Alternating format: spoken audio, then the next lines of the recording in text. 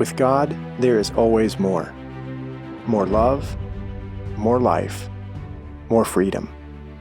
Welcome to Zoe's Exploring More with Michael Thompson. C.S. Lewis once wrote, "Our Heavenly Father has provided many delightful ends for us along our journey, but He takes great care to see that we do not mistake any of them for home." Join me and the team as we explore the kingdom together, discovering the deep truths and offering encouragement for the journey. There is always more. Welcome, friends and allies, to the Exploring More podcast. Hanging out again with SJ and again with Tom and Jim, my friends and brothers, in this incredible love story set in the midst of a great battle, right? That's the context that we were talking about last week with orientation, the larger story, to understand that that's how it looks. That's how it is. We are in the greatest of love stories set in the midst of the fiercest battles. And we're going through this series on the core themes of Zoe, which we call the 4 pillars. And we have tackled our cornerstone, intimacy, oneness, connectedness with God. That's one. And we've explored quite a bit about orientation, which for us is knowing, experiencing who you are, where you are, and the good that God is up to in your life. In this loving relationship of the Father, like you were talking about, Jim, questions, conversation, and moving kind of from an information gathering to a walking with, experiencing, enjoying the presence of God in our lives and what it is that He's after, this image bearer that you and I are. And the work of Jesus, the cross, resurrection, and ascension to bring us back to Himself. He wanted His image bearers back, and so He has ransomed us, right? He has restored us to Himself, taking out of the way the sin problem. But as you said, Tom, last week, and it was so good, that there's some policies I've made along the way. Right. I'm free. I am free, but I'm not yet, in some cases, free. I have the ability to get free. This doesn't have to be the truest thing about me. Some arrangement that I've made for my own life, my own protection, my own provision, whatever that looks like. And so we're men on a journey getting better. I believe that's true of you men. I want that to be true of me. And Tom, you were talking about off camera a little bit about, before we step into this 3rd pillar, let's bring our audience forward with some more about orientation. And I wish the mic was on before we got, it always happens that way, man. We have the pre-conversation, the stretching is so good before we start playing. Sometimes practice shots you take, Yeah. So anyway. Well, SJ started with sharing the idea that there is an origination point to most of how we feel and think and our personalities and our false self way. So in the deconstruction of that, as we walk with God and as we walk with each other in that process, what I was saying is that I think that it's a powerful, powerful skill set that we learn, because if we really do believe that much of what the good that God's up to in our lives is about healing and training, and a lot of times they look the same. They feel the same. I mean, it's kind of like a 2-for-1 deal sometimes. You're getting healed of something, but in the process, in order for that to be accomplished, we need training in how to do certain things in our lives when stuff comes up. For example, we get offended, our wife says something that lands on a place like, you don't know what you're doing, or you need me to guide you through this one or counsel you on this. Key component is they don't say it like that, right? They just kind of bring you into question, but what you interpret it. hear. Yeah, that's right. Interpret it I mean, listeners, this is really good. These voices, these assaulting voices, these questioning voices. I mean, what you're saying, there's nuance. I just want the audience to know that your sweetheart's not saying that per se, but you're hearing and feeling that. And that happens so often in so many settings with so many different types of people in our lives. Well, what we're learning, what we realize is one of the training elements of the process is learning to let go of some policies. You've got a policy on, I'm going to stay quiet, or I'm not going to initiate intimacy with my wife until she gives me the signal, because what if she says no? Or all the different ways that we've sort of set up our way in a given situation. But to learn, first of all, to see when, and SJ was talking about this off mic as well, this idea of the letting go process is something that none of us find an easy thing to do. And so when we encounter something like that, if we won't let it go, then it's never going to change. So these policies or vows that we've made stay in operation. Well, the letting go, I want to read a little piece from Richard Rohr's Daily Meditation, which I actually was this morning, which was really interesting. That is It's kind of interesting. timely. I'm just going to read it. He says, authentic spirituality is always on some level or in some way about letting go. In a consumer society, however, we have little training in how to let go of anything. Rather, more is usually considered better. Jesus said, the truth will set you free. Once we truly see what traps us and keeps us from freedom, in other words, this idea of going back to the headwaters, seeing how we react in a certain way or how we feel when this or that happens, once we see what traps us from freedom, we should see the need to let it go. As Meister Eckhart said, the spiritual life is more about subtraction than it is addition. But the freedom Jesus promises involves letting go of our small self, our cultural biases, and even our fear of loss and death. It is letting go of our need to control and manipulate God and others. It's even letting go of our need to know or our need to be right, which we only discover with maturity. So you can see this covers a lot of ground. Yeah, You may want to push pause and rewind. Listen to that again for just a second, for 3 minutes, because it's true. We know that's true.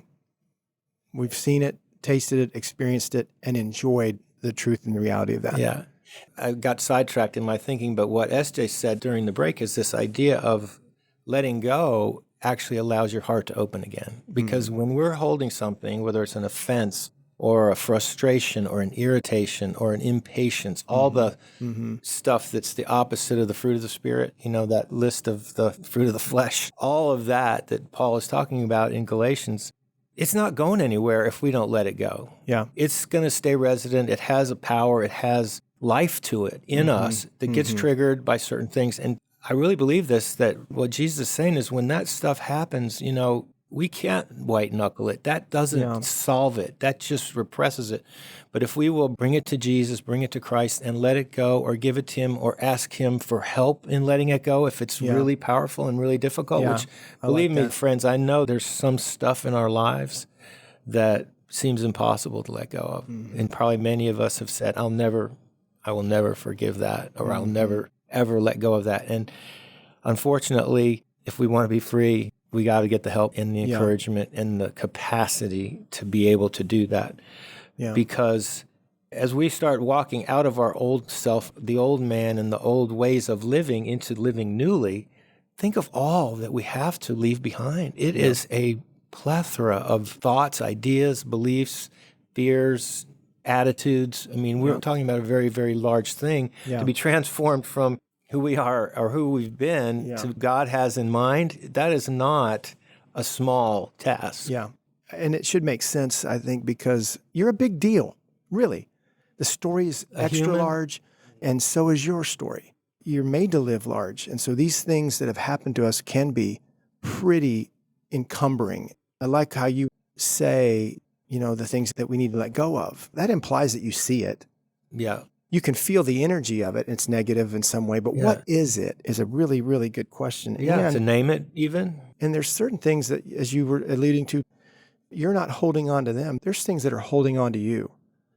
There's things that the enemy has really done a number through somebody. There's levels of trauma. It's all bad to the soul, to the heart, and the mind. It leaves marks. It leaves scars. It leaves wounded spaces. And so orientation is really the identifying less with that stuff and starting to really be able to identify with the true you, the good, because the true you doesn't feel that way towards your wife, doesn't say those things like you mentioned towards your wife. You can kind of take things in stride. It's just a very different way to live and to walk with other people and in alignment with God and his will and his way, as you said on the last episode. So I want to move here to this pillar that we're here to talk about. It's a great setup because what does that look like? When orientation starts, the recovery, the restoration process starts to tip from all the old and the old man and the false self, when there starts to be that tip to starting to live newly, like you said, you start experiencing strength and courage and wisdom. Freedom. And therefore you become a man or woman who's living with nothing to hide, nothing to prove, and nothing to fear. Why do we know and embrace that that's the way we can live and that we get to live? Is because that's how Jesus lived. It's important to remember too, that's an incremental shift. Thanks for saying that. It doesn't happen. Thank you. Know, if you're listening to that and saying, wow, I am so far away from that guy of living that way. Well, it's a piece at a time. It really doesn't matter where along that journey we are. And let's go back to the other pillar. You get to walk with God in intimacy, oneness, and connectedness with God for orientation so that you can live with nothing to hide, nothing to prove. It's none of that's weight. So that you can let go. Right. So you can let go. That's right. I'll share a story from just a couple weekends ago. I was with a friend of mine, and I was just sharing more of my story. And some of my story includes an agreement that I made somewhere along the way, a vow that I made, that the only one that is going to protect me is me. Right. He and I talked through that a little bit further, and in his encouraging way, we were sitting by a fire pit, and he said, we take that agreement and throw it right in the fire right now. And I love him, and I love his heart for me in that, and he just wants me to be free, and he knows I can be. And I had to look at him, and I had to say, I'm really not ready to do that yet. I'm really not ready to take that step. And we went back and forth. He's like, are you sure? Because, we can take care of that right now. And I think the reason I bring that up is living intimately with God, being an oriented man, and wanting to be more and more of a man that has nothing to hide, nothing to prove, and nothing to fear. God is revealing these things in me that need to be let go of, policies that need to be broken. And on this journey of nothing to hide, nothing to prove, nothing to fear, I'm looking at that kind of in the reverse engineering way. I'm thinking, okay, well, where do I hide? Where do I prove? And where do I live in fear? But part of being oriented and learning more and more how this works is to know when I need to let that simmer a little bit longer. I need to let God maybe add a few more ingredients to that pot while it simmers on the back burner, and be awake and alert to when it's time to take it off the stove. I'm in that place with that agreement right now. It really is. I mean, as I'm sharing about it with you now, and I'm remembering sharing with him it was my friend Joseph, around the fire, the thought of me letting go of the idea that I'm the only one that can protect me is scary as hell. Yeah. Because I've operated under that system for at least 40 plus years. So listeners, I share that with you to be vulnerable, but also to just give you encouragement that it's not a presto changeo don't feel discouraged because you think maybe you're the furthest from the guy that has nothing to hide, nothing to prove, nothing to fear. We're all still allowing God, by pursuing intimacy with him, we're still allowing him into those parts of our hearts that are closed off and trying to let go more and more. And if it took 30 or 40 years to not only institute these policies, but try to run them in a system, to have an amendment, to have it shredded, to have it healed or treated with God's help, it's going to take some time. I'm learning how to run now without this 40-pound thing on me. It's going to take a little time to learn how to run, how to move, and Scott, how to walk. You should know that we, your friends, acknowledge and see the softness in you that has come out as a result of this work that you are doing. I appreciate that. And really enjoy it. Yeah. I appreciate that. So keep it up. Yeah. Thank you. Some of the best meals have to simmer on the stove a while, right? So it's okay that that's true. We talked too about this term false self, and someone living out their false self is hiding something or trying to prove something or is afraid of something often. And I think as men, one of the ways that we do that is by doing things, being really task-oriented, trying to accomplish things, performance orientation, which is the exact opposite really of letting go. Right. Letting go is... It's holding on tighter is what you're talking about. Yeah. Exactly. We had a great conversation a couple of weeks ago with one of our good allies, Chris Hartenstein. And I love the metaphor that he used. He said, when I was living in my false self, he says, those were my older brother days. And by that, he meant the prodigal son story, the older brother, Yeah. Right. which I can really relate to. I don't think I'm the guy that's going to go swim with the hogs and mud, but to judge and be that older brother, those are my false self days too. Wow. Mhm. Wow. Yeah.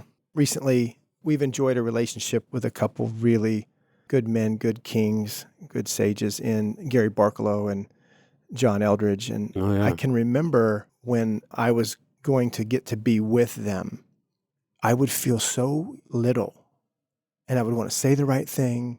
I would want to not say something silly or Or stupid. say something cool. Yeah. Can I get John to say wow? Yeah. You know? So, I mean, I know what you mean. I was You that know. way with you guys at one point, actually. but so I'm just being honest about how this can look, how this can feel Yeah. when, there's something to prove, or at least trying to hide that I don't know, Right. or I'm not good enough to be here. Mhm. Those things that are whispering. So, Gary's become such a good friend over the years and a board member and part of our team in a lot of ways. So with more engagement with him, Mhm. that kind of fell off. But recently we did the podcast with John with his new book, Get Your Life Back. And I'm actually on the call and we're talking and I realize I don't feel little. Mm. This is great. John's talking. He's talking to me like a brother, That's good fruit. not a little brother. I don't know when though, Tom, I could say Mhm. that fell off or wasn't evident and present there. That's exactly the point. Yeah. Real quick, one more story this morning. I'm talking to a couple for a couple hours about their marriage. Some stuff's hit the ditch we Mhm. talked about. And so I'm trying to bring the AAA Zoe truck and help them out of there. They wanted to know, well, how would this look? Where are you going? Where are you going to take us? And I was trying to just give them cliff notes of, well, there's some things back in your stories and this is going to take a little while, but we're going to intentionally move that to sail towards this place that I'm learning how to sail, and that's freedom in my own life. And whoever's with me, I want that for them. So I started to talk a little bit about the contracts, the policies, like you said, just the vows and the agreements, not a lot because they're pretty new to the message. Then I started talking about the vow spirits that often guard these things Mhm. and want to keep these things and try to make sure that they stay employed in our system. And I hear in my voice, you're overwhelming them. They're not getting this. They have no idea what you're talking about. And I had just established with them not 30 minutes earlier, like, hey, anything comes up, anything comes up in our conversation, let's just say it matters, okay? Let's just consider that a rule. So if you feel angry, if you feel Right. whatever. And so I hear that and I'm feeling that, hearing it literally. And I say, okay, time out. You remember our rule about it matters? Mhm. I said, so here's what I'm hearing. And they were like, what does that mean? And I said, well, it means I'm being taunted by some voice that wants to Silence me. accuse me of, you can't handle this. This is too much. And, Michael's an idiot. That's where they're going to go. Sure. Is that, I'm an idiot for trying to help, which is partly what I'm built to do, as you said, Tom. But Mhm. I could hear them go, oh, we got a lot of that stuff. Yeah. You heard the lock kind of and it's unlock. like, but for them, it was like, that's what you're talking about. Yeah, when you yeah. mean voice. I said, Yeah. unfortunately, it's part of what we contend with. There's a false self. There's the enemy that wants to work that. Not there's the every true self. thought is your and there's the own. Holy Spirit. So there's always a little crowd, moving around. And when I think about nothing to hide, nothing to prove, nothing to fear, I love what you guys said about, well, that's moving toward a place from something to hide, something to prove, something to fear, and to recognize some of those moments and see, oh my gosh, that's how this game works. That's how this battle is fought. That's how this is played. Those are huge moments and very helpful Mhm. to the landscape of orientation and intimacy, oneness, connectedness with God, right? If it's not good, then God's not behind it. And God's not done yet. And then the Yeah. question is, okay, God, what is that about? Mhm. I still hear some of those accusations like I did this morning, but they don't shut me up or they don't make me prove that I do know what I'm talking about. Does that make sense? Yeah. Instead, you call them into the light And say, I'm not doing and you say, no, I'm not buying that. I'm not falling for that. I can see that. That's like, you want to buy some of these cheap steaks out of a freezer in a pickup truck in a parking lot? Yeah, no, probably not. I'm probably not doing that. The price looks good, but the price I'll pay later doesn't look good. Yeah. So I'm not doing that anymore. Yeah. That's good. All right. Well, we're going to take a break here for a second and we'll come back with more of the Exploring More podcast. We're going to go into a couple of stories from Jim and Tom about nothing to hide, nothing to prove, and nothing to fear. We'll be right back. Ladies, what if you or the women in your life could live from a heart that is settled in love, convicted of its worth, and moved by purpose and true desire? What if you could live unafraid and unashamed, sure that you belong? Welcome to The Deepening Journey, a 6-session video resource and journal workbook designed to be experienced together with other women or even on your own. It was recorded at Zoe's Deepening Weekend for Women, birthed out of friendship and conversations between our guide team. Learn to experience belovedness. Our hearts need rest, comfort, clarity. We need a chance to be still and hear from God. We invite you to explore with us how we were made to live in God's kingdom and to flourish. Learn what comes against that flourishing and experience the offer of healing, integration, and restoration. Visit thedeepeningjourney.com to launch your voyage into a new chapter in God's kingdom. Hey, welcome back to the Explore More podcast. I'm SJ, and my compatriot here, Michael, had to step out from the rest of this episode. So it's just the three of us, you, Jim, me, and Tom. And we're going to talk more about nothing to hide, nothing to prove, nothing to fear in the time that we have left in this episode. Yeah, we want to hear some stories from you guys and what this looks like in your lives. As we talk about this process of letting go, of living newly, becoming more of a settled man or woman, it does get more and more nuanced and more subtle as these chunks of our personality or way of doing things start to fall off. Our false self. Whether they come off in big chunks or little chunks, it doesn't really matter. Mm-hmm. But give you a little contrasting story. Probably 5, 6, 7 years ago, we were in a transition period at Zoe, and I was on the board at the time, and this strategic plan was developed with a couple of people, and I was completely out of the loop on it. And I remember being either in a meeting of some sort or maybe even a board meeting, and this thing just gets kind of laid out as this is what we're doing. And it hit me so wrong. It offended me. And one of the things I've realized is so many times the intensity of these feelings that come up are way over the top for what's actually going on, and which tells you it's about something else, really. Right. It's about something way bigger and way more in our backstory. So anyway, I called Michael up and just, kind of read him the riot act a little bit and then talked through it and ended up letting it go, as we've talked about. You have to.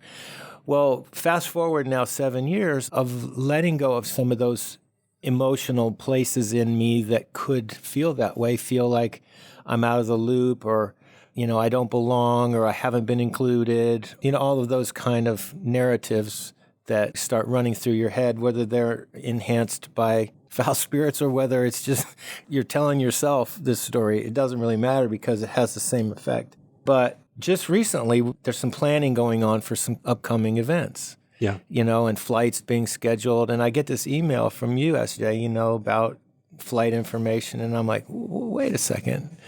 I didn't even know I was going. No one even talked to me about this. Yeah. But the beautiful thing was, it was like a 2-second, It didn't offend me. It didn't have anything close to the same effect on me that it did back in my story when I was first learning how to let go of the feelings that were triggered by that event before, just weren't triggered this time. Right. And I had this great conversation with Michael. The way I know when something is done inside of me, it really is the energy behind my communication. Because when I'm offended, There's no way of hiding. Yeah. No matter what you try to do to say it in a nice way or communicate, the tone and the energy is very easily picked up on by someone. But I had a conversation with Michael, and it was just, for what it's worth, I think we could do better with communication. But it didn't have that sting to it, which would have made Michael defensive or had a breach in our friendship for a season or whatever. And I know that may sound like a very small thing, but the number of those moments we have in a day are quite large. And to be able to feel when I'm starting to close, I'm starting to get offended, I'm starting to get impatient, I'm starting to get irritated by someone's making me wait, or they're not attending to me like they should right now. All that false self, egoic things. I think it's kind of fun to live our lives. It's almost like a challenge. How awake can I be today? How quickly can I shut down my false self, right? Yeah. It's a learning thing. It's a growing thing. It's cool to experience. I guess what I want to say is it's not even an effort. It's just that push to go a certain place isn't there anymore once that work has been done, once it's been let go enough times, again and again and again. Once we've done that and exercised that muscle, it becomes easier and easier. And that's what the end result of that is: you become more settled and more free, which is what we're all wanting to move into more and more as we walk with God, as we live out our faith. That, to me, is one of the best, I guess you could say, outcomes of what we're talking about. It's the fruit. Yeah. It really is. It's the fruit. Nothing to hide, nothing to prove, nothing to fear is the fruit of intimacy, oneness, connectedness with God, and orientation in the larger story. And then one other quick question, then I'll hand it off to Jim. That can translate into being much kinder to yourself as well. Yeah, wow. I had a situation just 2 days ago. I'm a stonemasonry contractor, and we were setting up heights of a block wall and steps that were going to get concrete poured to it. And I'm driving home just in a great mood and everything, and I get a call from one of the guys saying, I don't think this is right. I think it's too low because of where this other contractor had placed the gravel behind it. And immediately your heart sinks, but there would have been a time when I would have beaten myself up so badly for having messed up something. The good news is it was actually right. But I didn't. But it wasn't. But the funny part of it is I went through the whole night. I didn't even talk about it with Pat. I mean, I just let it go. Okay, we're going to have to go in. We're going to have to put forms and raise the whole thing up 4 inches, which would have been expensive. But then I'm in prayer time the next morning, and I'm starting to go through it again in my head, because in the morning I'm at my best. By 5 o'clock at night, I'm toast. I'm with mentally. You, man. I'm with you. So, but I'm like sharp as a tack at 5:30, 6 in the morning, and I started thinking, I said, wait a second. No, it's right. I know it's right. But the point of my story, though, is not that I'm right or that I did it right, but that I didn't go into that place of self-reproach, which I would have. A few years back, it would have ruined my whole night. Yeah. So being kind to ourselves is part of the fruit of this as well. No doubt. Right. So, Jim, before you share what you've got, I just had a question for you, Tom.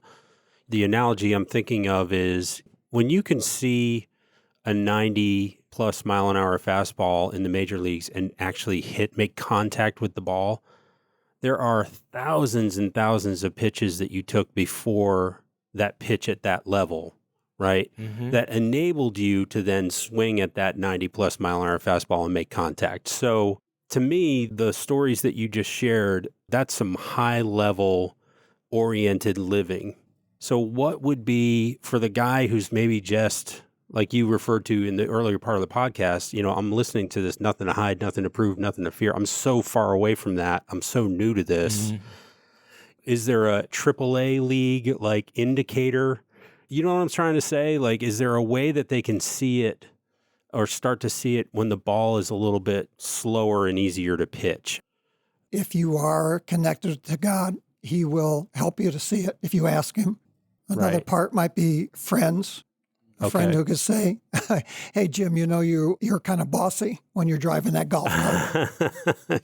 An old story. Right. We talk about that. It's the, hey, Jim, can I talk to you about something? Yeah. Right. So, having friends around you that you give permission to, to say, Boy, your reaction to not being in the loop on that seemed a little intense. What was that all about? You know? Well, I think one of the dashboard indicators, that That's a great way of saying can use is your feelings, because it's almost like we can develop this inner taste when something gets really nasty or unkind or harsh, whether it's towards someone else or toward ourselves. That should get our antennas up. That really should be a great time to pause and ask that question. Like Jim was saying, what is this?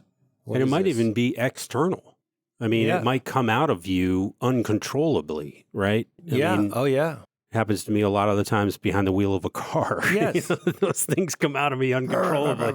Or whatever. I mean, what do you even have directionals in your car for? You don't use them ever, I mean, just little stuff like that, though. But that's a great indicator. Yeah, and the feeling, too, I think. A lot of people can relate to that. Well, I've heard it this way, our minds can justify anything. If you go to your mind to ask about it, it's going to come up with a great reason and a great excuse. But if you feel slimy, right, and that's not where you want to live, and that's a place that we all want to learn how to move out of as quickly as possible. Yeah. Not in a repressive way, but a letting go way. I mean, learning to let that yucky feeling, let it go, and maybe more than once. I mean, it's even about the same scenario. It can keep coming up, but keep letting go. I think that is one of the greatest things we can do, to learn to do as often as we need to get free of some of the stuff that's still in us, that gets triggered by life. Sometimes that's the good that God's up to. Yeah. And helping to trigger something. And it sounds so simple, letting go. It sounds so simple, but it's so just hard. Drop it. Just put it it is so hard. Yeah, I think, too, I think it was an encouragement and an admonishment all at the same time that JB, our friend, shared at the weekend a few years ago, where he just said, how free do you want to be? Yeah. You know what's great about Jesus and his loving kindness and his compassion is he'll wait.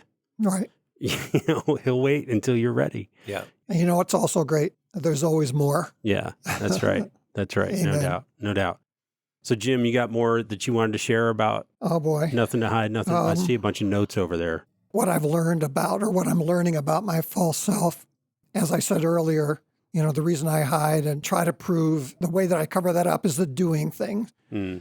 And to be a kind of a jack of all trades, know a little bit about everything, be a decent at sports, know the sports statistics, be able to have a nice car, be able to date the best girls or have the best kids, all that doing stuff. I think why I relied on that was as a basic fear that I had growing up. And I'm not quite sure where it came from still, but that deep down inside, under the surface level, I didn't have much to offer.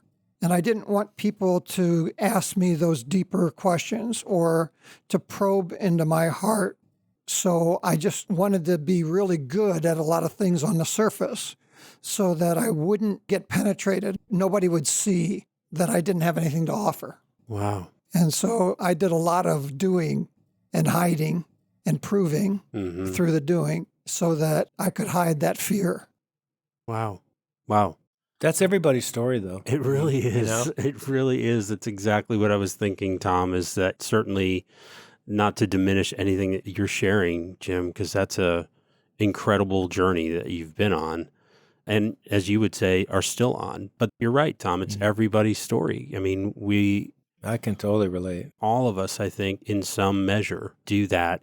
We don't initially want to be known for the bad things or the things that we have agreed are bad, right?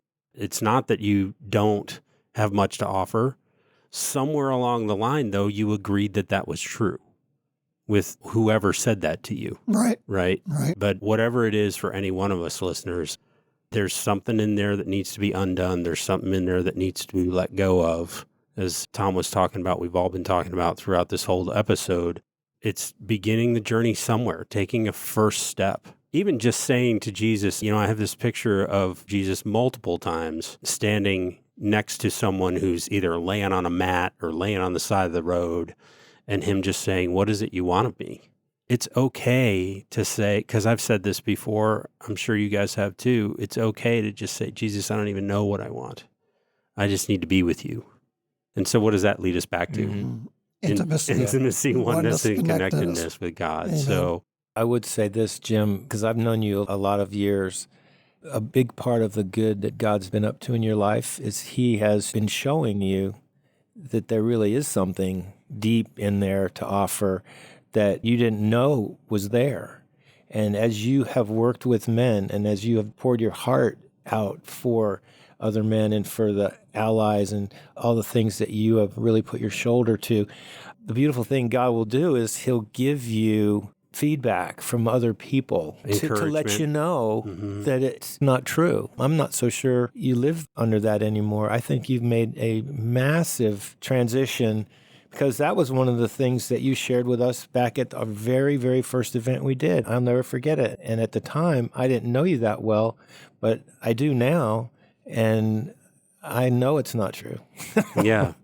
And all your friends do. And all your colleagues, the people that you deal with day in and day out would say, wow, who told you that? Right, exactly. I mean, and if you were trying to say earlier that is still true for you, then I misunderstood what you were saying. I don't think he's that's saying true. that. I think he's just being honest about where he's come from. Right. Yeah, that's not true at all. You know what's so cool, too? One of the other things, listeners, that Jim really wrangles for us here at Zoe is the medics at our weekends. One of the absolute cornerstones of the training that we bring our medics through is that you're there to listen. Not Explain to offer. what the medic role is. Yeah, so at our weekends, there's opportunities to sit down with someone that will listen to your story really at a deeper level and bring a measure of orientation. Medics are guys that have been to multiple weekends and who are vetted for the work that they've done spiritually and emotionally. So they really just will sit and listen to you share about what God is bringing up at the weekends. Not offer advice, not offer counsel, not offer a repair or fix to your situation, but just listen and be with you, right? And share some empathy. And so, Jim, as you're sharing about how you struggle with not having something deep to offer, you are the leader of that group of men who aren't trying to offer anything other than their presence and a listening ear. And that is one of the greatest things that we can offer another person. It truly is. Yeah. And so your ability to lead that group of men, and really you've developed that and brought that to a whole another level in concept from its beginnings. I mean, you've done a great, great job with that. So that's one of the things that I would say you absolutely, that deeper thing you had to offer, that was one of them. No question. The amazing thing is, maybe this is for some listener there, but the first time I remember hearing somebody tell me that I did have something to offer was at that conference that you're talking about. So I spent 50 years of my life not hearing that. Maybe somebody told me, but I never heard it. You never believed it. I didn't hear it until 2006. Yeah. And which is sad, but I guess maybe it's proof that it's never too late. I don't know. It is. It's absolutely proof of that. It's absolutely proof of that. Well, guys, thank you so much for being with us for these few episodes. We've got one more to go. We're going to talk about more love, more life, and more freedom. That's our fourth pillar. All right. And more of the fruit that's available to us. So we're excited about that coming up. Listeners, if you've got comments or questions for us, shoot us an email at exploringmore@zoe.org. If you'd leave us a rate and review and share on your podcast platform of choice, we'd appreciate that. Would help us out immensely. Thanks to Brooke and Serena, who work so hard to make us sound good. And thank you, Jim and Tom, for being in the studio with us today. I love being here. Yeah, love having you. Listeners, we'll see you next time. We hope you have enjoyed this episode of Exploring More. The landing page for this podcast is zoe.org/podcast. That's ZOWEH.org/podcast, where you can find the show notes and various platforms to which we broadcast. You can also find us and the Life of More by visiting Zoe on YouVersion Bible app, Right Now Media, our Facebook page, and Zoe on Instagram and Twitter. Remember, with God there is always more, and you were made for more.